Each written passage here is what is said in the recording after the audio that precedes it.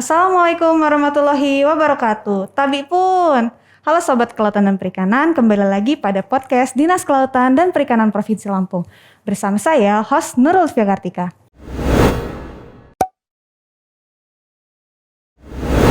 Nah, Sobat Kelautan dan Perikanan, hari ini kita kedatangan tamu yang spesial lagi nih. Pokoknya setiap podcast ini pasti tamunya spesial ya.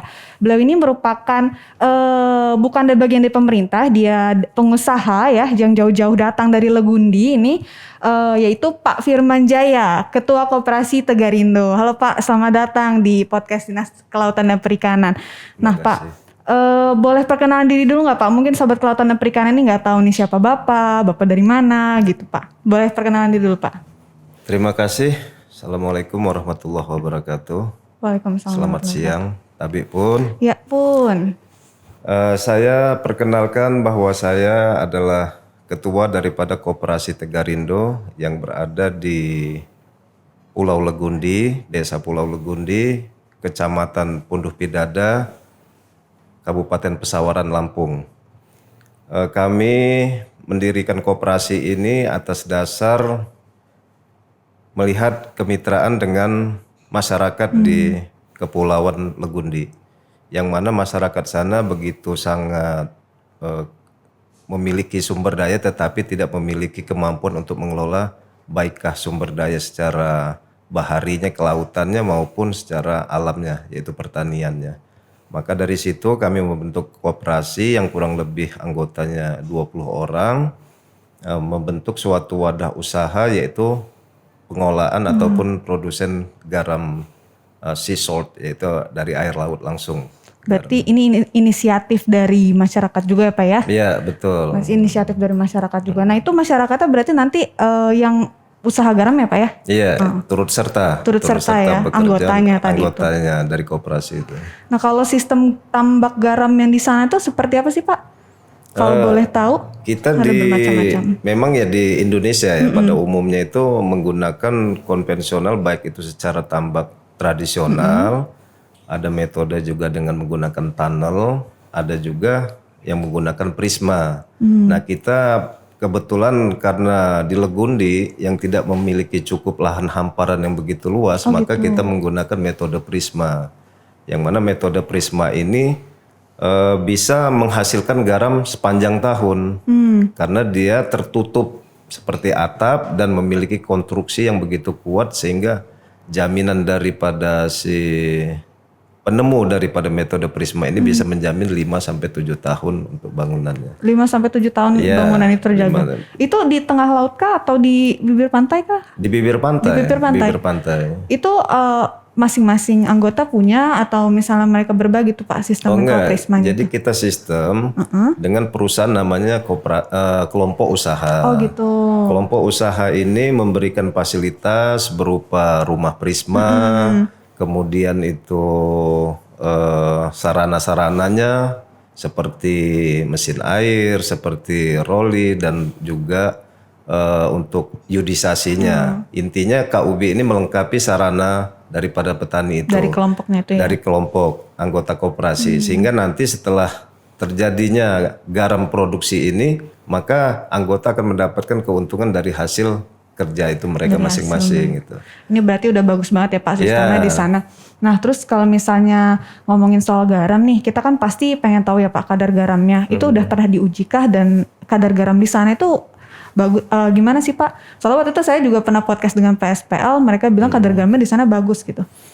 Ya alhamdulillah ya, kita secara mendapatkan anugerah dari Tuhan yang Maha Kuasa bahwa kadar garam kita ini cukup tinggi yang berada di hasil daripada produksi di Legundi. Karena kita beberapa kali kita uji lab, baik di Baristan maupun di LIPI juga dengan menggunakan metode kan itu terakhir 99 NaCl-nya 99,61%,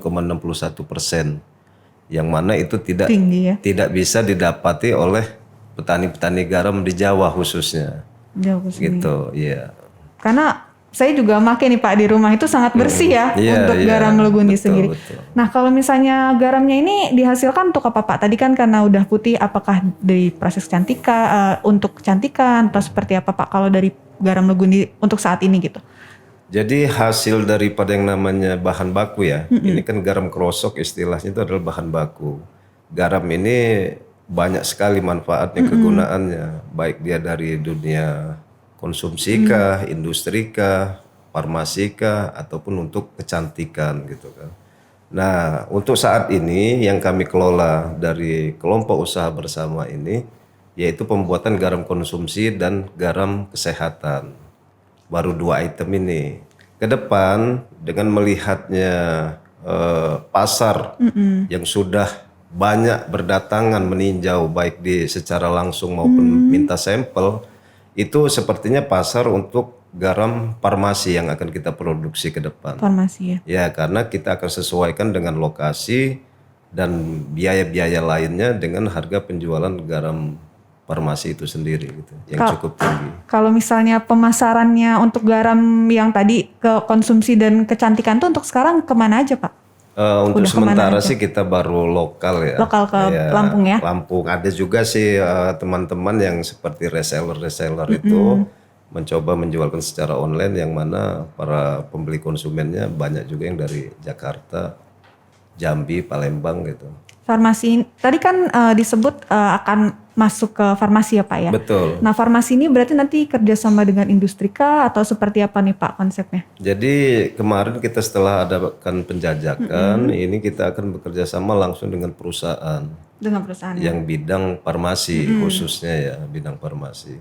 Karena sebenarnya pun seyogyanya kita ini bukan pengimpor garam aja. Banyak berita-berita bahwa Indonesia ini import garamnya luar biasa gitu kan. Tetapi tanpa kita sadari kita juga bisa mengekspor garam melalui Kimia Farma ke Korea gitu kan.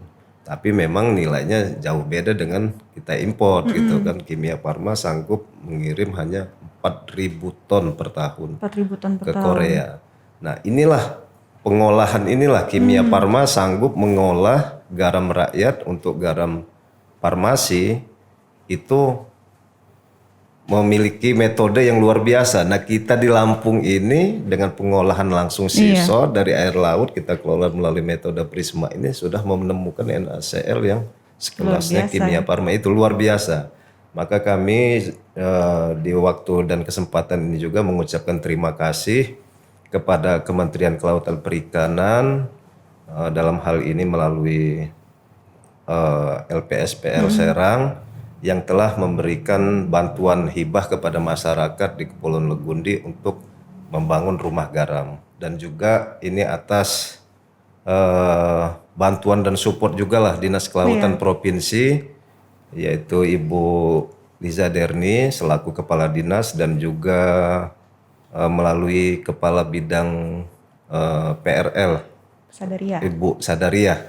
Nah, insya Allah tahun ini terrealisasi bantuan tersebut sehingga betul-betul menjadikan zona garam pertama di Lampung yang menghasilkan garam berkualitas tinggi di Indonesia. Amin, amin, amin Pak. Karena waktu ngobrol sama Kepala PSPL Serang itu juga beliau sangat ini sih mengapresiasi gitu dan sangat excited lah tentang Legundi ini Pak. Nah saya juga penasaran nih Pak, kalau misalnya garam yang dijual secara konsumsi tadi dengan garam yang akan dijual ke industri itu tadi ada perbedaan harga atau seperti apa Pak? Atau sama aja nih? Jadi tidak cuma dia perbedaan harga, tapi dari perbedaan perilaku daripada kita proses, ya. Proses di sana. Karena prinsipnya garam ini kita mau jual kemana, inilah yang akan diproduksi. Sama seperti orang-orang membuat seperti perusahaan apa, dia menggunakan kopi ini untuk apa gitu kan? Apakah untuk sebagai minuman kah, ataukah sebagai aromaterapi kah itu? Nah perlakuan garam ini sama seperti produksi-produksi lainnya. Ketika ini kita untuk konsumsi itu cukup 14 hari sudah kita bisa panen. Tapi ketika untuk farmasi ataupun industri maka dia akan menambah waktunya menjadi panjang lagi. Oh jadi tambah waktu. Ya untuk industri itu kurang lebih sekitar 45 hari kita panennya. 45 hari, lama juga Pak ya? Iya. Makanya itu harganya juga Makanya berbeda harganya pun ya. berbeda gitu loh. Oke. Nah, kalau misalnya keterlibatan masyarakat sendiri Pak di usaha garam ini seperti apa sih warga sekitar itu? Selain menjadi anggota koperasi tadi itu mereka melakukan apa saja gitu dalam keterlibatan dari usaha garam ini? Jadi memang kita butuh ya seperti mungkin dari DKP nanti memberikan binaan-binaan pengetahuan kepada mereka tentang edukasi bahwa banyak hal yang bisa dilakukan mereka untuk menaikkan nilai ekonomi gitu loh, pendapatan mereka sendiri gitu loh. Kenapa? Saya lihat sumber daya di sana itu begitu luar biasa, ada rotan, ada perkebunannya juga subur gitu kan, perikan juga kita tahu luar biasa di sana kan karena di dekat samudra. Nah inilah yang kami harapkan gitu kan. Saya selaku katakanlah yang membina mereka lah untuk mengayomi mereka. Ini membutuhkan tenaga-tenaga ahli yang memiliki pengetahuan khusus untuk memberikan edukasi kepada mereka. Mereka intinya antusias, hanya karena kekurangan daripada pengetahuan dan sumber daya manusia yang memang kita tahu sama-sama. Ya itulah kekurangannya mereka gitu kan. Ini ya ditunggu DKP ke Legundi untuk memberikan pembinaan terkait garam ya. Dan yang lain juga Pak, mungkin nggak cuma garam aja ya. Betul ya. Karena tadi kan mau buat tentang pengusahaan ikan juga Pak ya? Iya kan tadi hasil laut juga ya. Gitu. Nah terus kalau misalnya garam yang dihasilkan oleh warga ini dibeli koperasi, apa kayak gimana Pak? Sistemnya seperti apa sih kalau di sana? Ya jadi ini kan mereka termasuk pekerja ya anggota ini. Jadi kita hitung kepada koperasi ini mereka jual. Jadi hasil garam itu nanti mereka jual ke koperasi dengan spek yang telah ditentukan oleh koperasi gitu kan. Baik kadar keringnya, NaCl-nya, kebersihannya dan lain-lain lah sesuai dengan spek yang kita. Nah inilah yang dikelola oleh masyarakat dan anggota koperasi itu sendiri gitu loh.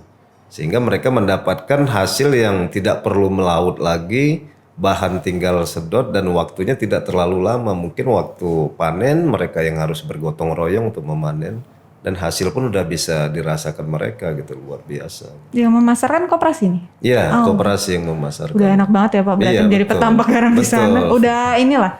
Terus kalau dari ini Pak, kan pemasaran nih, kan nggak mungkin dong. Ini kan tadi bilang pemasarannya secara lokal. Nah, untuk dari sisi ekonomi nih Pak, kayak gimana?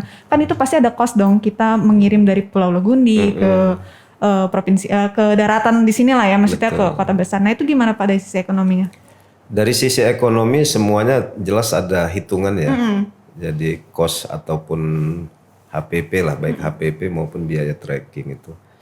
Kenapa garam Legundi ini dibilangin sama mereka, terutama para produsen-produsen garam yang mohon maaf, yang mereka mengambil garam dari Pulau Jawa sana. Nah kita untuk bersaing harga dengan mereka memang sungguh jauh gitu kan, karena kita ketahui juga untuk kualitas pun ya kita berani adu gitu kan. Kita tidak mengatakan merek A dan B, tetapi ada satu dari Jawa sana yang kita saingi justru kualitasnya. Nah kita bahkan di bawah harga itu gitu kan.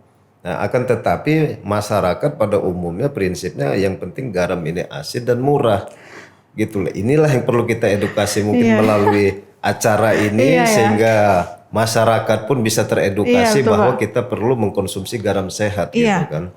Garam yang betul-betul layak, yang betul-betul pantas gitu kan, karena beberapa kali yang perlu kita uji di lab itu kan kandungan lumpurnya itu gitu. Oh dari kandungan lumpurnya kayak tadi apa yang sehatnya itu? Garam krosok yang secara konvensional kan mengandung lumpur ya. Jadi yang tidak tercuci lagi, udah itu dengan metode langsung ke tanah, sehingga menjadikan garam itu ya tidak pantas sebenarnya untuk dikonsumsi gitu.